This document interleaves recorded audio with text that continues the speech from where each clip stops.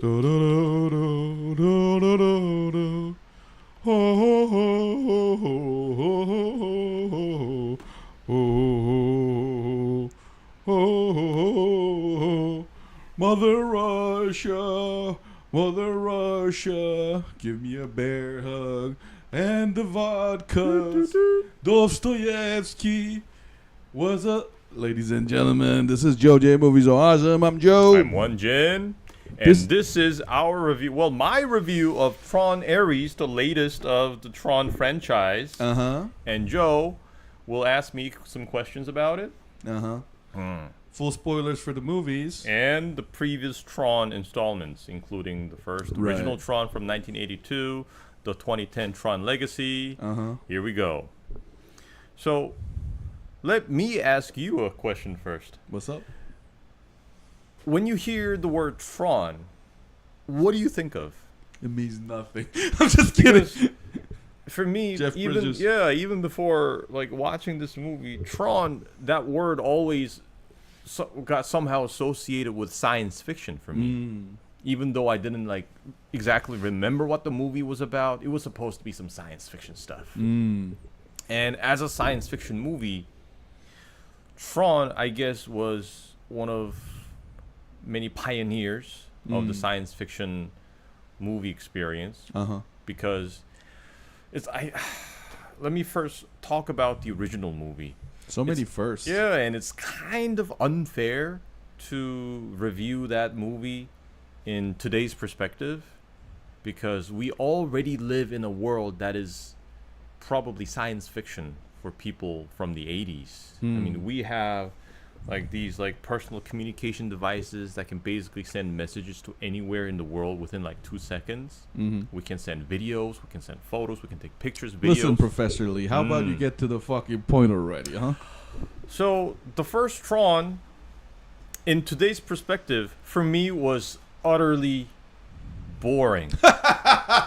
It is so bad. I mean, really? Yeah, I understand back then this was like some groundbreaking 1982 stuff. was it? Yeah, 1982. So this was around time, like Empire Strikes Back, like Star Wars days. So if you think about that, it makes sense because people were new to this 3D stuff. But the movie, it's very, I think, poorly edited. It feels like all these sequences are just stitched together. Okay. It doesn't really feel like a consistent flow of a story. So you're saying the narrative was a little weak there, the plot. Well, the plot. Was it like a PowerPoint? It was like a PowerPoint kind of. in that it kept showing these flashy images. Yeah. There really wasn't a connection. They were expecting you to be in awe of that. But the idea was cool. What's that up, Void in the building? Like a person becomes digitized and his or her entire body goes into this digital world. And your real body disappears. It goes into that digital world. And it doesn't really give you much like scientific explanation. It's just possible. Okay. Just like the shrink ray from Honey We Shrunk Our Kids. Yeah, that already fucks me up because I love the Matrix and I just think adding the human body.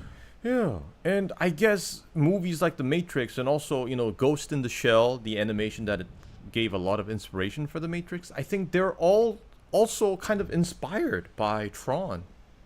Because Ghost in the Shell, it was from 95. And this is 82. Right. Yeah. Did Jared Leto mess this one up as well? I think he did a terrific job. Oh, yeah? Yeah, I think he's the one basically that carried the movie. Is it fair to say Jared Leto is the internet's least favorite actor for some reason? I don't know why everybody's like shitting on him. He's a great actor. Yeah. I also loved him from the sequel to Blade Runner 2049 or something. Wasn't he like the villain? Oh yeah. Yeah, he was also there. And Jared Leto, he plays initially like a villain, but he becomes empathetic and he kind of grows. I think the hate towards Jared Leto really began with what's that one? The Joker from Suicide Squad. And the vampire one. Vampire? Yeah, with with Matt Smith, was it? Isn't that the guy from House of the Dragon? Yeah. But anyway, sorry, go on. Yeah, but so the reason why I mentioned the original Tron is because the original Tron, to me, didn't seem like it could be a source for any future franchises.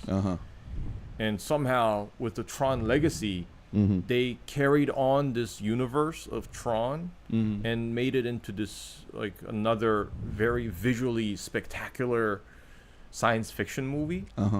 So there's a big gap between the first and the second movie. It's like 30 years. And Tron Legacy was kind of okay.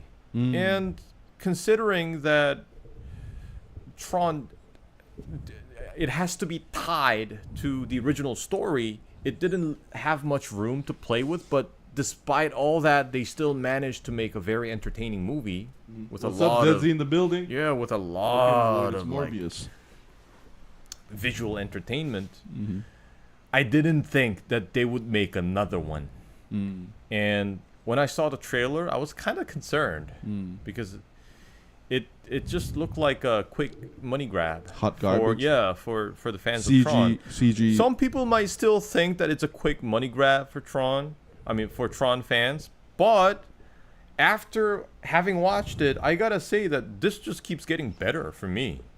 So I think Tron Legacy, I mean, the original Tron, because it's original, we kind of have to be like let me ask biased. Let me ask you a pretentious question. What is the heart of Tron? What is the heart of it? I guess, for example, yeah, Back to the Future. It's about the continuity of human, despite the technology. Is that element in this series as well? I guess it's also asking that question, like, what does it mean to be a human? I think that's at the heart of this thing. Because from the very beginning, it dealt with this idea of programs having a consciousness. So even this one, now, instead of people going into the digital world after being digitized, we now have digital life forms coming out to the real world. So that's what Tron Ares is about and how it's different from the previous movies. So I have a question. Did Black Mirror episode did it better with that lemmings coming to alive and taking over the real world? Remember that one with the hacker falling in love with the creatures getting born? I think it's a little different because that still manages to stay a computer, but here these programs and softwares, they look like a human being inside the digital world, but when they come out to the real world, they look like humans. But the Black Mirror episode, we only see the guy working on the computer, but we don't get to see like a physically manifested version of that AI. But with Tron Ares, we get to see it. And again, just like the first movie, it doesn't explain how this is possible. They just have this thing called particle laser, and it can just create, like, basically 3D print these things. So as a gorilla sitting next to you, can I just say fuck you for your long-winded fucking explanation? Fuck you. Anyway, go on, please. Well, look. It has so many throwbacks to Black Mirror. Even the episode where people get inside the application. Hey, listen here. The first one was auto-visual torture for the first 20 minutes. Was it really that bad? It's... You gotta have patience. Yeah, it takes patience. The same goes for, episode 4 of Star Wars, A New Hope. Oh my God! Really? I mean, I could take it there, Won-Jin. I could trigger some Star Wars fans, but honestly, when I watched Star Wars for the first time in the 90s, like episode 4, I did not understand what the hype was all about. But then after I, watched like several hundred movies and I grew a little older and I watched it again, then I learned to appreciate it because, in the late 70s, if they did that, that's gotta be like mind-blowing. I disagree, actually. Really? I felt like New Hope, I'm sorry to barge in, but I felt like the New Hope first 20 minute was, it's something me and Won-Jin we repeat again, but it's that classic, King Arthur storyline. And I thought it did a great job of setting that up without being, 3D pretentious in a way. So I actually enjoyed New Hope a lot. I feel like New Hope is the second best movie in the episode 4, 5, 6 trilogy. But anyway, go on, please. Hold on, let me read some comments. Okay. Where they get their DNA scan and replicate it as an application character. The sound was too loud, the visuals were too strong, the light flashes and the contrast is super upsetting. Yeah, I guess it was all in an effort to make it look futuristic. They have those, glowing suits and stuff. But yeah, so the premise is this. There was a bad guy in the first movie. His name was Dillinger. Okay? And in Tron Ares, we have the grandson of Dillinger using this technology to bring those digital life forms into the real world for possible, like military application and stuff. Oh my god. But they can only keep these things alive for 29 minutes. Boring. So the best thing about this movie is getting to see those Tron, motorcycle races in the real world. Wait a minute. I have real a people traffic. They can 3D print any shape they want? Yes. And why would they keep the Tron shape if they can make it any way they want? It just functions? The machinery? Yeah. And they don't explain how. Man, fuck that shit, man. That don't work that way. Don't ask questions. It just works. It just looks cool. It just works. Yeah, because you just showed me a trailer and it looked like 3D printing. But and they don't show what the material is made of. Nothing. Oh, okay. Because I had tons of questions like, is that steel or reinforced carbon fiber being materialized in the physical world? Like, I did have tons of questions like that, but the movie says, don't ask. Don't ask. This is magic. It looks cool. It just happens. Okay. Because if your goal is worldwide domination, I don't know if that's the case. I just felt like it was really inefficient. 90% of the movie is black and white, except the moments when they show a lot of neon lights and laser beams that are super strong and made my eyes hurt a lot. They can print the weapons and everything. Yeah. Okay. So what was that old science fiction movie from like the 60s and 70s? There was this robot that can just make anything. Okay. It can just make anything. I think it's kind of similar to that. It's a laser, but we just have to assume that it can just make anything. Okay. Like an even organic life form somehow. They even print oranges. And you can eat them. They can do this in this movie? Yeah. World hunger solved. Yeah. Why? So that's what Encom, Jeff Bridges' company, is trying to do. They're trying to use this technology to solve problems in the world, like famine and drought and all these things. So this is but then the bad guy, Dillinger, is trying to use this for weapons and stuff. So this is a science fantasy. Okay. Interesting. So tell me about some of the flaws too, though. Won-Jin. What's the flaw of the movie? Some of the flaws, I guess. I think it's kind of deviating from the original Tron, because you have to also understand that Tron is also the name of a software that lives inside the grid. That's the name of this Matrix world that Jeff Bridges made. It's called the Grid. And inside, there's a software called Tron. And he plays a very important role in the first movie and also the second movie. Tron is a he, not a they? Yeah, it's a he. Okay. And in this movie, Tron's nowhere to be found. Oh. There's no Tron. Okay. But it's called Tron. No, another thing is, Won-Jin, indulge me.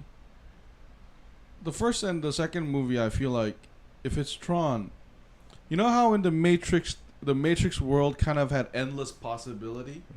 They kind of throw that at you too. I mean, it is a prison, but it's a prison with a lot of unimaginable qualities. Does the Tron world have that too? They don't really go there, but you can assume that it's possible. Okay. Because it's all coded by the creator, Jeff Bridges' character. Okay. So does Jeff Bridges become Neo, basically? It kind of looks like that in the second movie, but he's very vulnerable because he is hiding away from his own program that betrayed him. So what about in the third movie? Because remember in Matrix, like Neo can suddenly just blow machines out of the fucking air in the real world.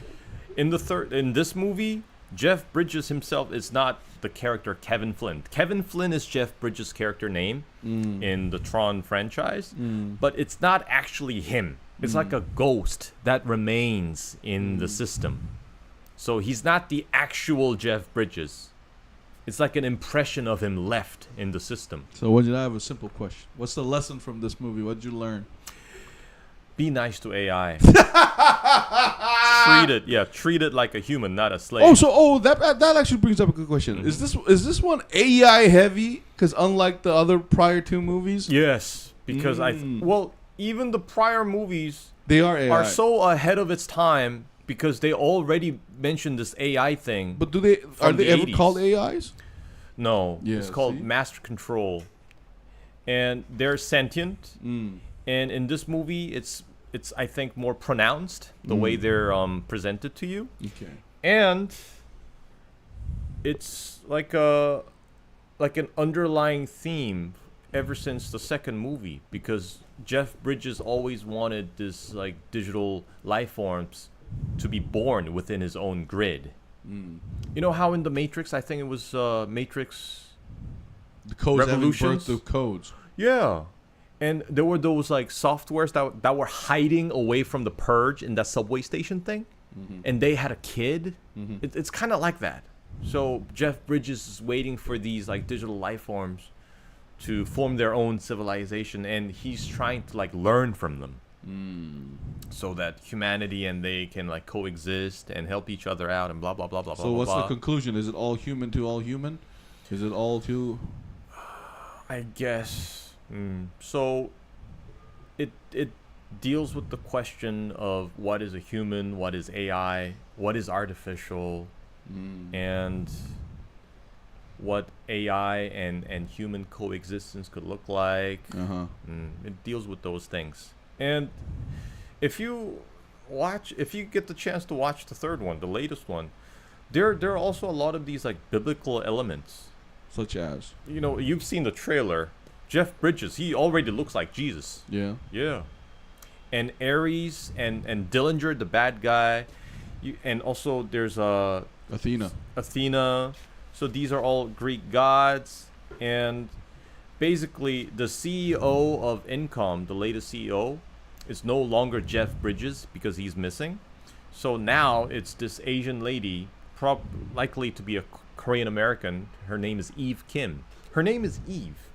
And basically, she goes through all these trouble throughout the entire movie to bring Ares, a digital software, into life. So does Ares become Adam to the new world? Kind of. So it's kind of reverse Bible story where, God creates women from like a man's rib. This time, she injures her rib.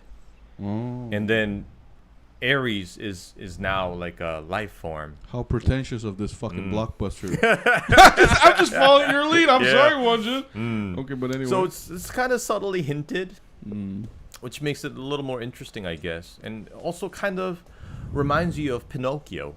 Is there no Indian gods and goddesses like Krishna? There is an Indian programmer. Man, fuck this shit. What's his name? Man.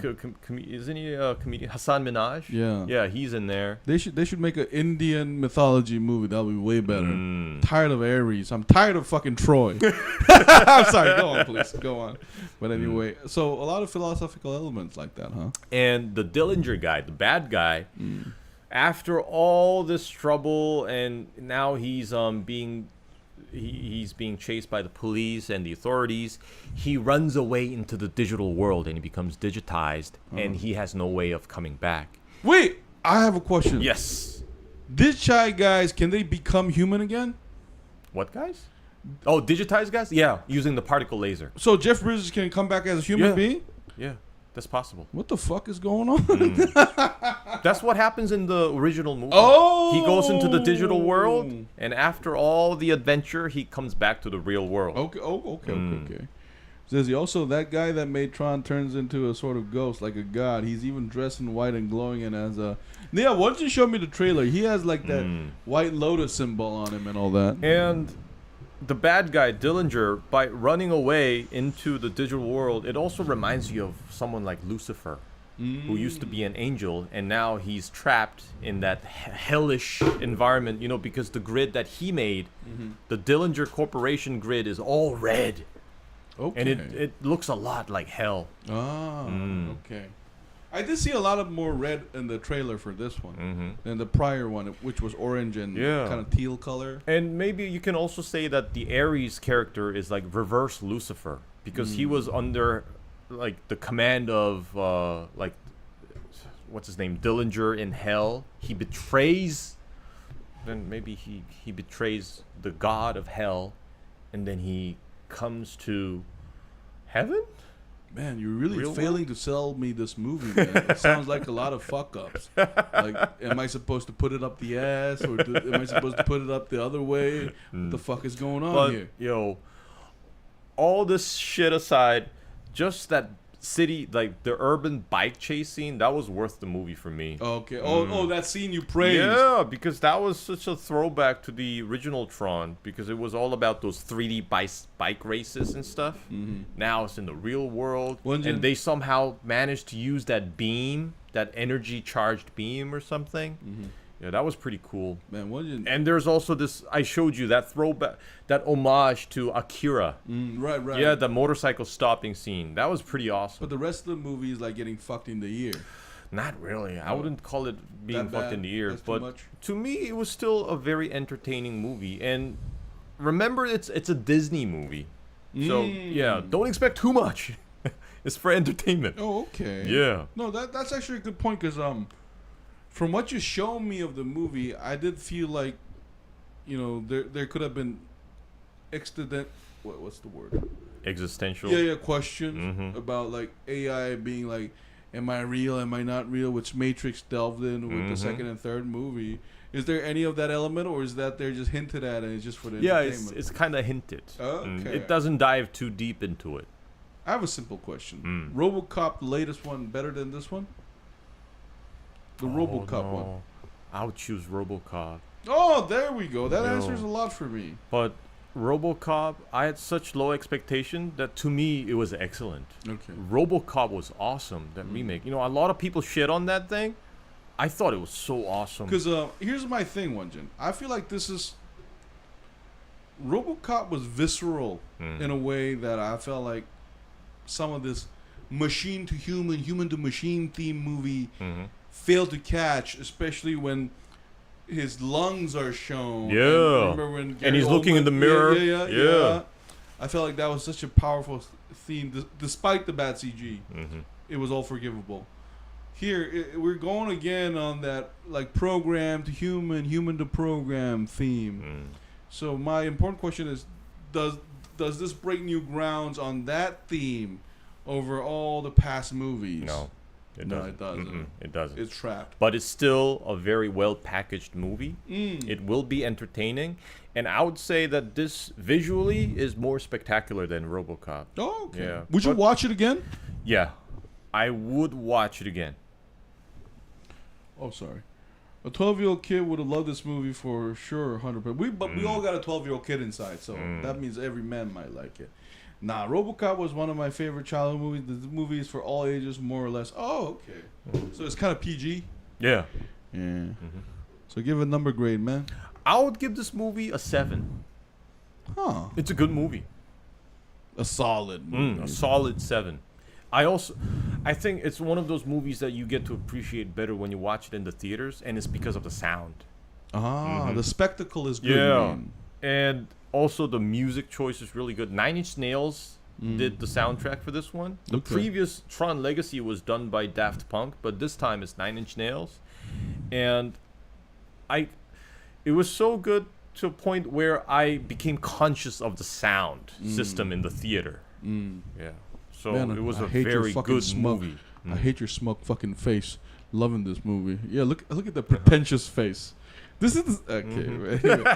So you give it a 7. All right. So by default, JoeJinMovieSoAwesome gives Tron Ares a 7. And I think, hey, all jokes aside, I think you were very fair on your criticism. I'm glad you thank you for the explanation, because I got a better sense of what the movie is about. Thank you for that. But That being said, if you said 8, I would have watched it for sure. But now that you said 7, Z gave it an 8. Oh yeah, but Zessie gave Alien Covenant a 10, so their argument doesn't count. is that too cruel? And didn't you give Alien 4 a 10 too? So that doesn't mean nothing. It was clean and nice. I would give it an 8. It matched perfectly. Okay. So JoeJinMovieSoAwesome give Tron Ares a 7. And the name Ares was smart. I gotta give that. That did. And Joe, go watch it. Okay. So anyway, thank you, Won-Jin, for that great explanation about the movie and some of this possible interpretation. Yeah. So any fans of Tron, I'm pretty sure even without me saying it, you're gonna watch it. And to anyone who likes science fiction, I strongly suggest you watch this because it will. I guess the action sequences, they're good enough that they will not disappoint you. All right. Oh. Man, you know how these digital characters and digital software become physically manifested? It's very similar to that comedy movie with Adam Sandler. What was it? The one about video games? The Pac-Man. Yeah, what was the name of that movie? No, Pixel. Yeah, Pixel. It's kind of similar to that, but a little more serious. Well, fuck your excited face. You look like a 12-year-old kid. Fuck you. But anyway, okay. Void will give it a try. Thanks to Won-Jin's review. But you need to watch it through the eyes of that 12-year-old boy. Yeah. No, but then again, we love Reacher so much. Reacher. Yeah, baby. America. Yeah. Thug life. One of the reasons I love life. But yeah, keep in mind that this movie has very mixed reviews. I did notice that because but Won-Jin liked it at the gate, though. Won-Jin told me about the expression of this movie. But I have to make a confession, though. I did not watch the original Tron. I watched Legacy, part of it on TV, so I'm just not familiar. And that's why I'm a little bit being careful about judging the movie directly and shitting on Won-Jin. Because shitting on Won-Jin is fine, but judging on the movie, I haven't watched it yet. But I feel like you gave a fair critique of the movie. So I might watch Ares then, okay? You know what? Because Won-Jin, I feel like he kind of sold me on the movie. So I'll promise this. I'll watch it when it drops on Netflix. Okay. Yeah. And before we end, I gotta say this. Maybe I'm being a little more generous on the movie because I've recently watched all the previous movies just before watching this one, and I can see like how it improves over time. Because, like I said earlier, the first movie doesn't really. I thought it didn't really give much room for improvement. No. You said it comes up with creative ways to continue this franchise. Yeah. There we go. So yeah, I gotta praise the writers for doing this. Yeah, but fuck you for your smug face just because I can. But anyway, so JoeJinMovieSoAwesome gives this movie a 7. That means we recommend it. We're gonna take a short break, and Walker, we're finally gonna do Let's Talk, where our title holder will be about Blade 1 and 2. This has been JoeJinMovieSoAwesome. I'm Joe. I'm Won-Jin. We'll see you guys in a bit. We'll be right back. Tron. This is their soundtrack. Control program. That's how it goes? No, I just made that up. Man, fuck you. Pretentious. I felt like your explanation was thoroughly pretentious, motherfucker. It was not pretentious. Acknowledge. Thank you for teaching me dichotomy, motherfucker. Acknowledge. You know what the funny thing is? I pronounced dichotomy correctly in college. and then after I turned full adult, now I call it dichotomy. And you know why it's funny as dichotomy?